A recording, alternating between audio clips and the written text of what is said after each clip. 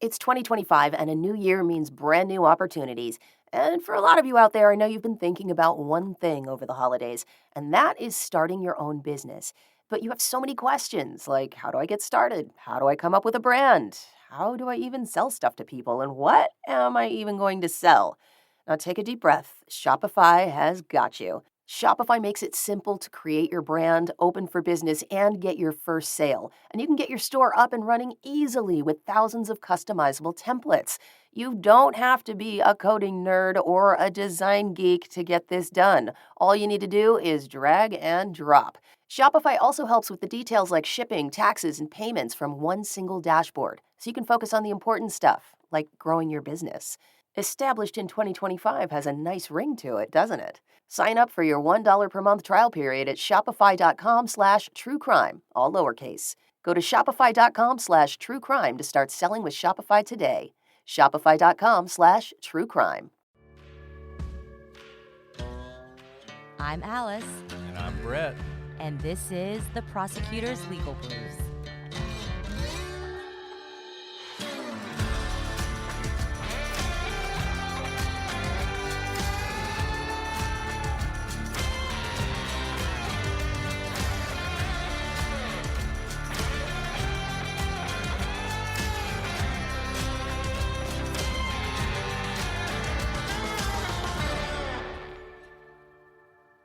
Welcome back to the Prosecutor's Legal Briefs.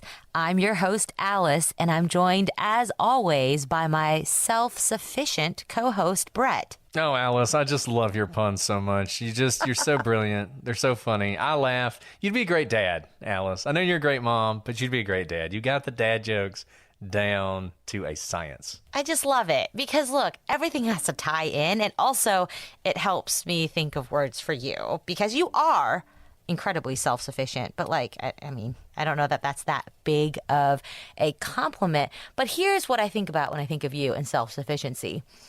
So Brett is like one of the most amazing lawyers. I think you all know this from his amazing, lectures about the law, but Brett can just take a case, no matter how messed up the record is, how badly another attorney has messed it up, and he just gathers it all and he cleans it all up into the most beautiful brief or presentation you've ever seen. So you are amazing. So there you go. See, I turned it into a really good compliment. Well, I appreciate that, Alice. Though the subject we're going to talk about today, if you're a lawyer and you're in that situation where you're having to take a trial transcript and clean it all up and make it presentable.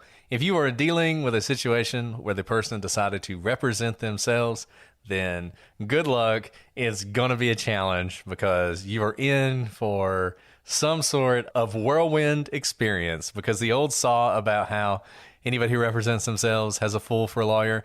I don't know that I want to go that far. That seems awfully mean, but there's a reason that people go to law school for several years and then work for several years and gain experience, because this stuff isn't always easy. And you would be surprised how many people think they can just walk into a courtroom and do it. But yet, so many people, and the reason we're talking about this today is many of you ask about, who can represent themselves and what does that process look like?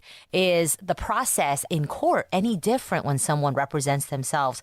So we thought we'd demystify the process to you, because in a criminal case, you always have the right to counsel, but you also have the right not to have counsel and to represent yourself. And we'll kind of talk about the pros and cons, and generally, I think the way that Brett set it up for you lets you know what we think, which is if you are provided counsel, probably take it, especially the defenders. A lot of people, go out there and think, oh, I need to hire the most expensive attorney in a criminal case. But here's the thing with public defenders. They do this all the time. They're in court all the time, and they know the judges and the prosecutors really well. And it's amazing how you can often get much better representation with free appointed counsel than you can get with kind of a high price tag. But that's kind of beside the point. It's beside the point, but I think one of the biggest lies out there is that public defenders are not good lawyers. It's the exact opposite. The number of times that I see somebody get rid of their public defender and go hire someone, and I think, man, you just made a mistake, because that lawyer you had was really good. I don't know about this guy. I mean, maybe he's worth the money, but you just got rid of a really good lawyer who really knows what they're doing.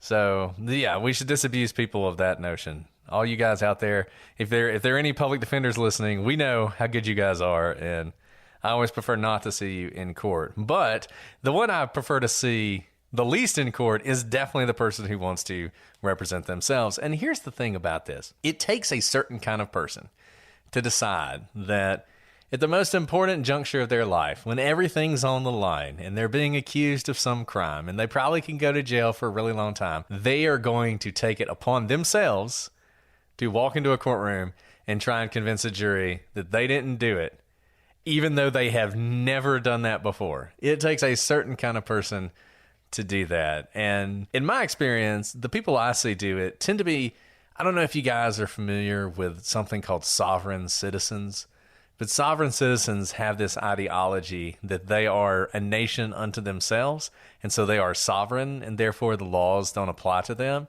And those folks love to represent themselves. You see it a lot. And when you're talking about who wants to represent themselves, usually it's somebody who has some quirky view of things, and because of that, really can't get along with their lawyer. And they're going through lawyers, and they're trying to get their lawyers to put on some sort of defense or make some sort of argument, and they can't convince their lawyer to do it because the lawyer's like, look, that is a terrible idea. I can't in good conscience do that. I want to give you good representation, so I just can't do it. Eventually what happens is they have a falling out, and you reach a point where a decision has to be made. And all of you know, and we've talked about before, that every person has a right to a lawyer. And it's true. And in fact, you have a right to a free lawyer. But you do not have the right to a lawyer of your choice if you're not paying for it. So you can go out and hire anybody you want. But if you're appointed an attorney, the court's going to appoint you someone who is a good attorney, who knows what they're doing, who is competent. If you can't get along with that person, you might get one more shot. You might get one more random lawyer to help you out. But if you can't get along with them, there's going to be a point where the court says something to you along the lines of, you can either hire an attorney, which you probably can't do, and that's why you have an appointed attorney in the first place. You can take the one we've given you, or you can represent yourself. And it's usually at that moment when the decision to represent yourself is made by the person in question, and they decide that they're going to march forward into court by themselves and handle this all on their own. And just so you know, procedurally, this doesn't usually happen right at the beginning of a case. We often see defendants who come in and maybe they kind of make those overtures to the judge right at initial appearance or arraignment when they're read the complaint for the first time or the indictment for the first time and they're aware of the charges against them. They may say something along those lines, but the reality is those are pretty rote hearings where not a lot happens. It's mostly just an advising of the defendant's rights, the limits of punishment of what they're charged with, the elements of the crime that the government would have to prove beyond a reasonable doubt, those sorts of things. So actually the judge does most of the talking. And so for the most part, nobody speaks that much, defendants or prosecutors. But if you hear them say something along the lines of like, oh, I could do this myself. Usually in those early stages, a judge can prevail upon them to be represented by someone typically appointed by the court to help navigate kind of the procedural obstacles that are coming up because there are certain deadlines that have to be met. You have to receive discovery. If there's any motions that are filed, they have to answer to them. And so at the beginning, when it's more of a black box to the layperson, we often still see people, even if they resist having counsel, still being represented by counsel. But it's when you really enter court, when you're going to trial, that we see the kind of big show by the defendant who wants to represent themselves saying, no, I can talk to the jury. They will believe me because my dum-dum of a lawyer is not going to be good enough. He's not as smart as me. He or she is not as smart as me. I can represent myself better. And it's kind of at that stage where it becomes the part of the legal case where most of you see, the part that's on TV, that we will hear these overtures for representing themselves. This doesn't happen automatically. Typically, you do not just say, I want to fire my counsel and I want to represent myself. Because even though you have a right to refuse counsel, and that came about in a case called Ferretta versus California, I believe. It was a Supreme Court case, essentially finding that you have the right to refuse counsel and represent yourself in a criminal case. The court has to make sure that you are properly waiving your right to counsel in a criminal proceeding. And there's something called a Feretta hearing, named after that Supreme Court case. It's basically a colloquy between the judge and the defendant directly to make sure that the defendant is aware of all the benefits of having a lawyer who's barred and has practiced in the court before, and to make sure the defendant is making a knowing and intelligent waiver of his right to counsel. Because people can talk big, but when you start listing all the things that lawyer can do for you, sometimes it makes you think twice. And also, you may not know everything that you're waiving when you say, I want to represent myself. So the judge during the Feretta hearing is making sure to break down everything that you are waiving and the cost-benefit analysis that you need to go through. Even if you think you want to waive counsel, you have to go through this colloquy. And you do it on the record to protect the record so that it doesn't become an appeal issue where later on the defendant's like, whoa, I was way too crazy to actually consent to that. There's no way I actually waived it because I was having some sort of mental episode. Or I just didn't know what I was giving up. So I can't possibly have waived what I didn't know that I was waiving. So that's what this colloquy or this hearing is meant for. And let's be clear, there's always going to be an appeal. This is one of those things where if you successfully get to represent yourself, you're going to lose, most likely. And then you're going to appeal and you're going to say, I didn't know what I was doing. It's just as night follows day, that's going to happen. And it's funny. This is one of those things where it sort of started out, the courts were trying to protect you from yourself. So there was initially this notion of you have a right to an attorney, and it was almost like, and because you have that right, you have to take one. You can't, you can try and represent yourself, but just a lot of courts didn't want to let it happen. They were like, look, we're giving you a lawyer. That lawyer's going to be good. They're competent. Surely you'd be better off if you just accepted this attorney. But at some point, the Supreme Court said, no, you got an absolute right to a lawyer, and you also have an absolute right not to have a lawyer. You have an absolute right to walk into court and decide you're going to represent yourself. And at that point, courts sort of struggled with, how are we going to do this? Do we just give you a lawyer? Do we need to set some sort of standard for this? And a lot of courts that did not want to allow these people to represent themselves did things like made the bar really high and made it really hard to actually succeed in representing yourself. And so Feretta comes along and the Supreme Court sort of lays out some basic things and says, hey, these are going to be the standards. And we need you guys to have a discussion with the person who wants to represent themselves. Because if it is knowing and voluntary, they get to do it. I mean, that's the bottom line. If you know what you're doing and you decide you want to do it, you get to do it. And when I say know what you're doing, know that you're getting rid of your lawyer and you're going to do this yourself. Being a really bad lawyer for yourself is not an excuse. And the fact that you're really terrible when you do represent yourself has no bearing on whether or not it was a voluntary decision to represent yourself. And so what the courts look at, were, as Alice said, were all the things a lawyer would do explained to you. So it's not just asking questions. It's not just doing an opening statement, doing a closing argument. There's also objecting. There's cross-examination. There's selection of juries. There's handling evidentiary questions. Do you realize that you, the person who's going to represent yourself, who has no legal background whatsoever, you're going to have to do that? Other things. Do you have any experience in court? Sometimes you'll hear defendants say things like, I have more experience in trials than my lawyer does. And sometimes that's true because they've been in the criminal justice system for so long that they actually have a really good idea of how the legal process works, and they are perfectly capable of representing themselves. Maybe not as good as a lawyer, but pretty good.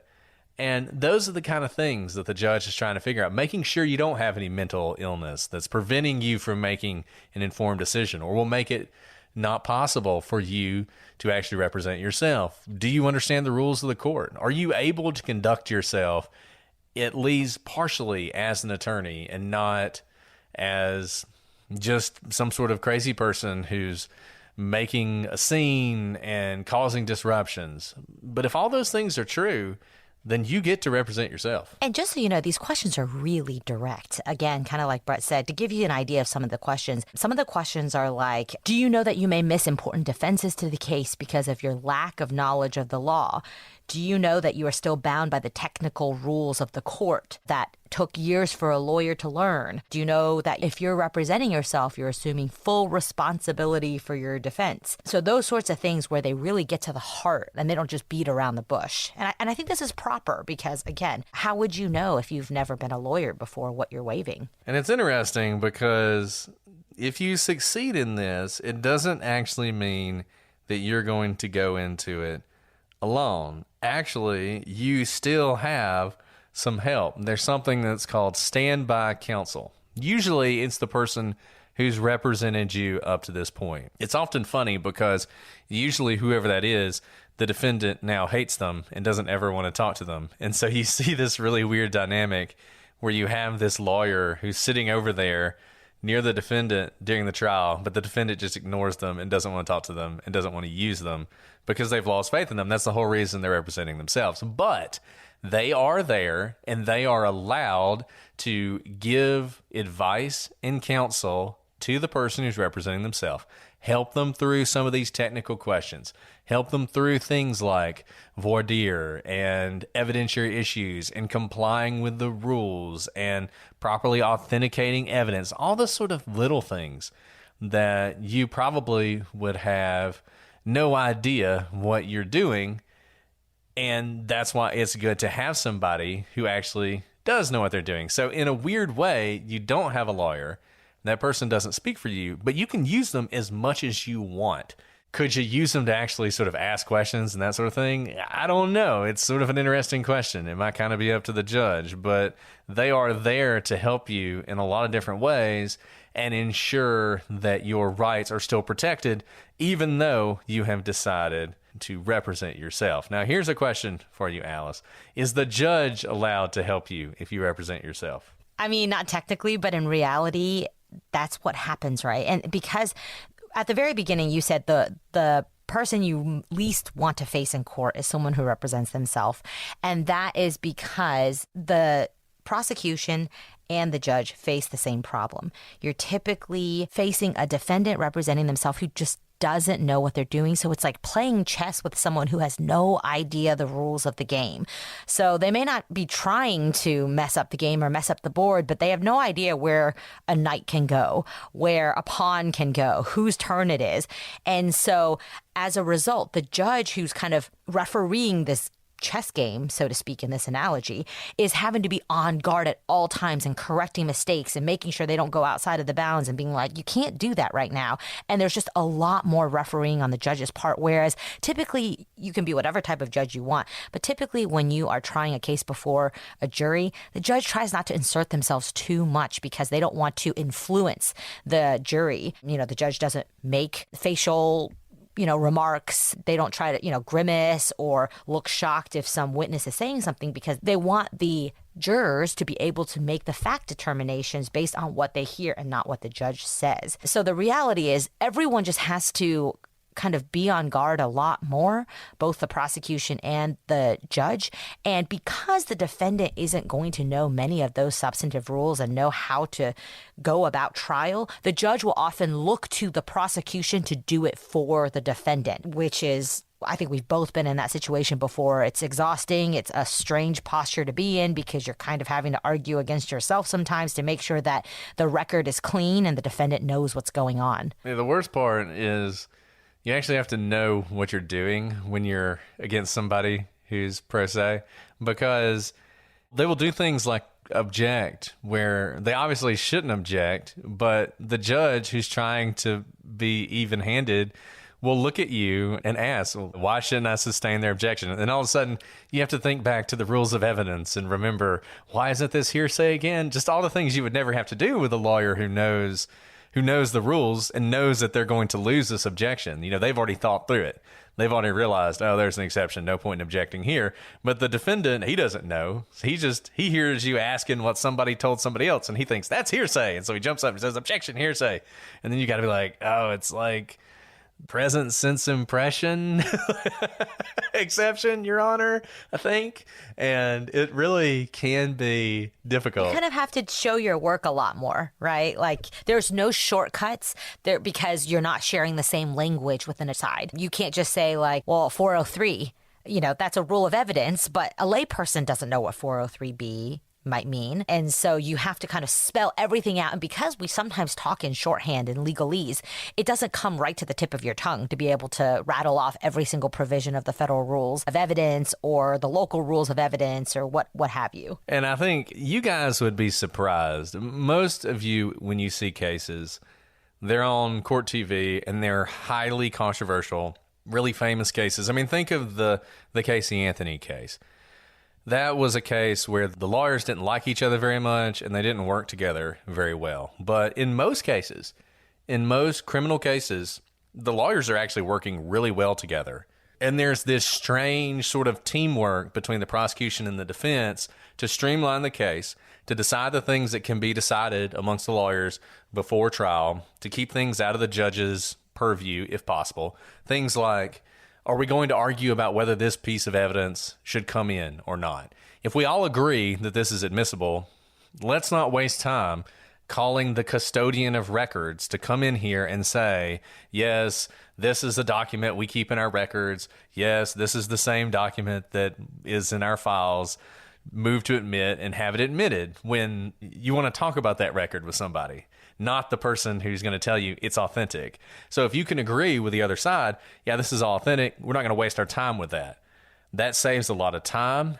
It saves a lot of time for everybody. It crystallizes the issues and allows you to sort of move forward in a very efficient manner. Well, a lot of times somebody's representing themselves, they always think you're trying to trick them. They've got a very much what they've seen on television mindset that we are brutal enemies and we must oppose each other on everything. And so the trials end up being much longer. There are a lot more witnesses.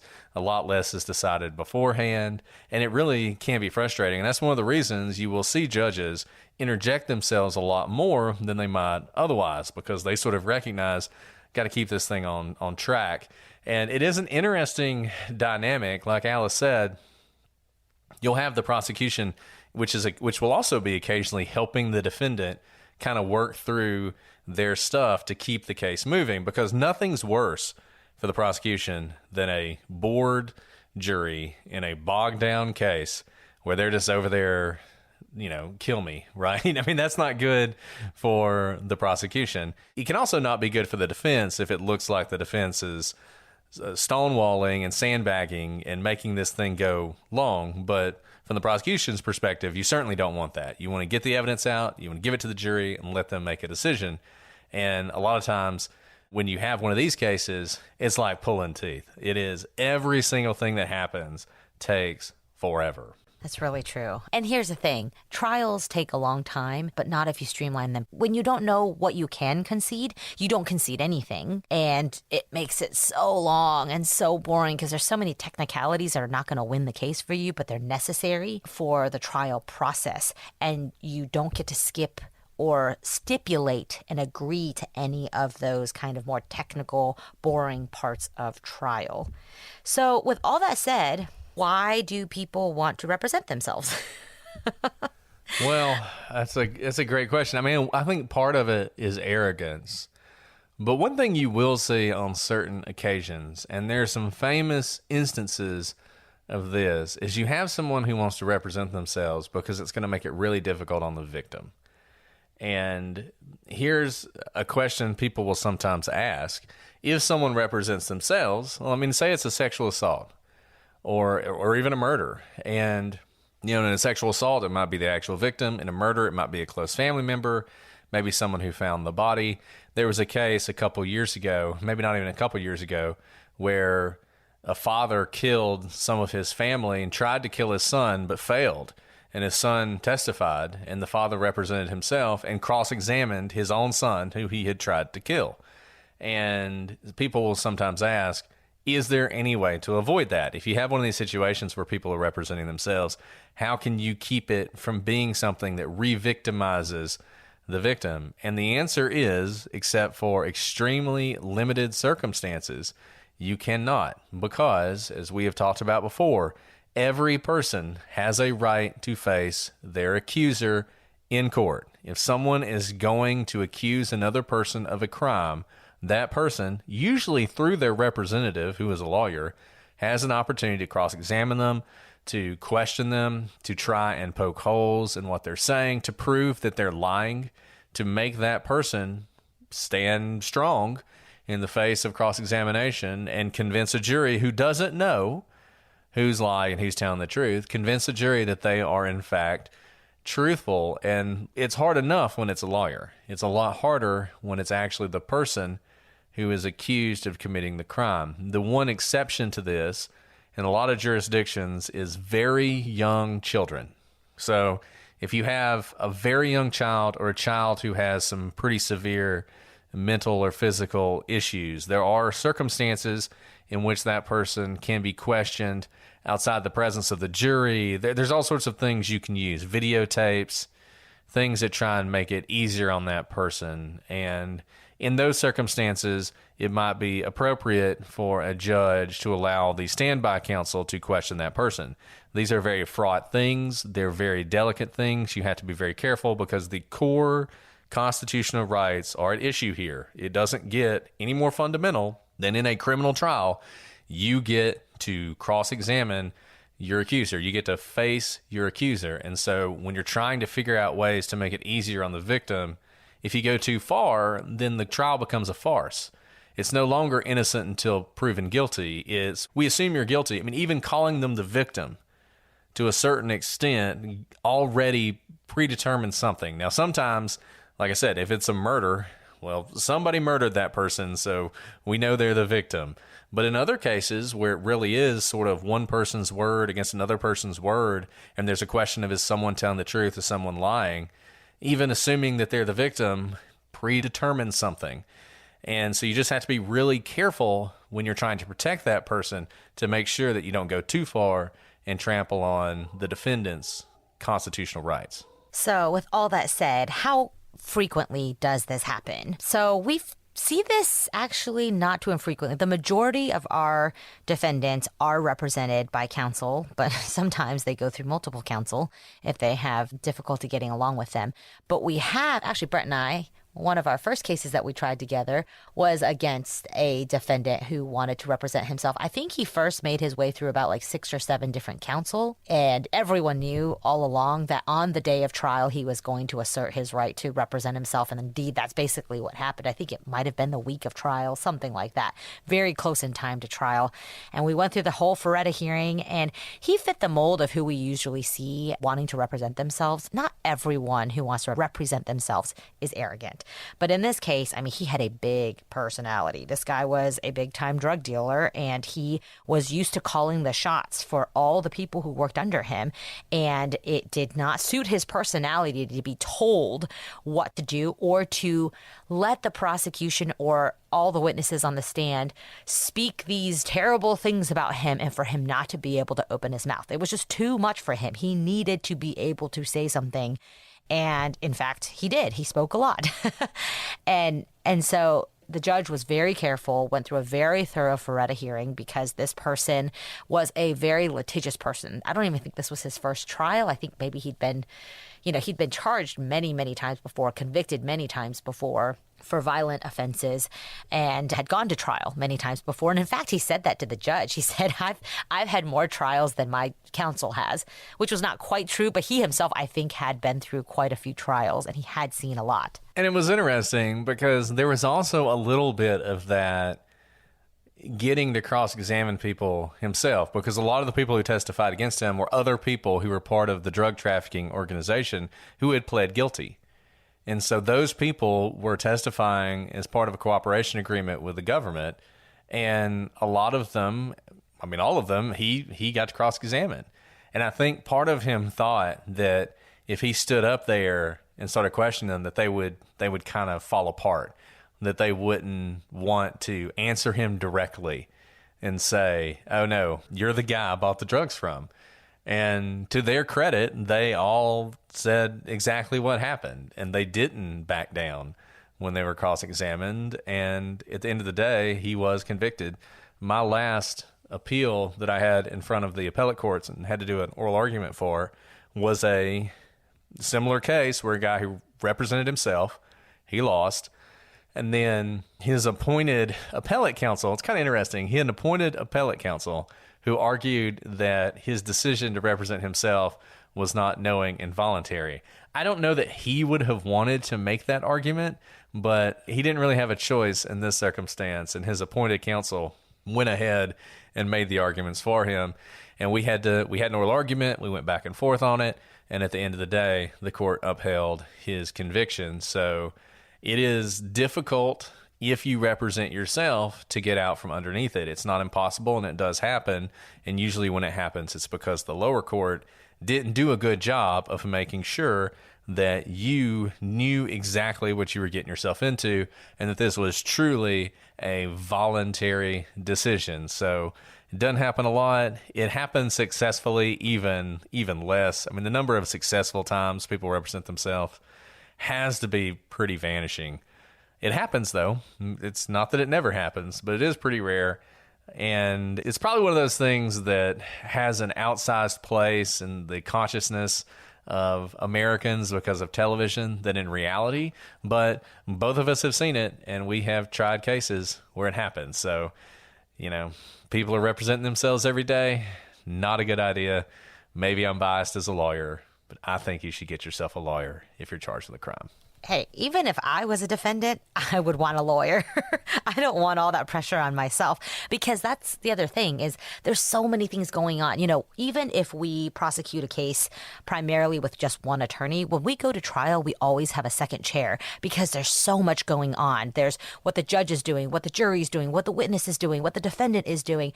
And you need at least a second pair of eyes just to make sure nothing falls between the cracks in the trial record. And so, that's even as experienced attorneys, it's hard to try a case completely by yourself. And in most situations, same on the defense side, if it's a public defender, they always have a second chair as well for that reason, even if there is a lead who does most of the questioning. So we hope you've learned something today about self-representation in criminal cases.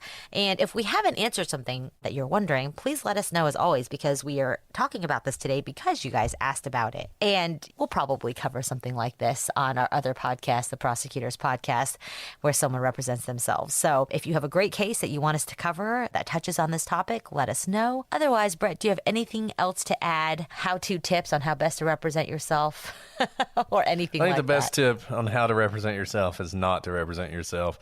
But thank you again to those of you who put this before us. You're going to get tired of hearing it, but you guys are awesome with this show, and you give us such great things to talk about, and we always enjoy answering your questions. We really do. Well, Brett, it is a pleasure, as always, getting to record with you after our kids go to bed, after we wrestle our kids to bed. But I'm really excited because I hear on my weather app that a fall front is coming through tomorrow, and we might get a break from this incredibly hot weather we've been having, and maybe it'll actually be pumpkin spice weather. Fall's coming, Alice. It's almost here. It'll be October before you know it. I knew you were going to say that. Happy Halloween for everybody. So get your pumpkin spice lattes while you can. Well, thank you guys for joining us on this episode of the Legal Briefs. And until next time, I'm Alice. And I'm Brett. And this is the Prosecutors Legal Briefs.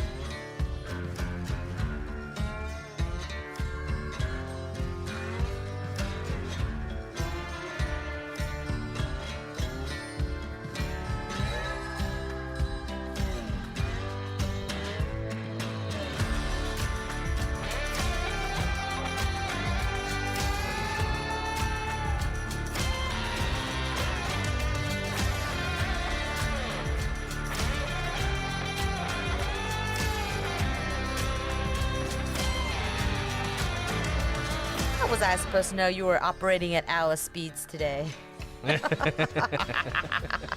Well, I'm ready whenever you are. Okay, thanks, Brett.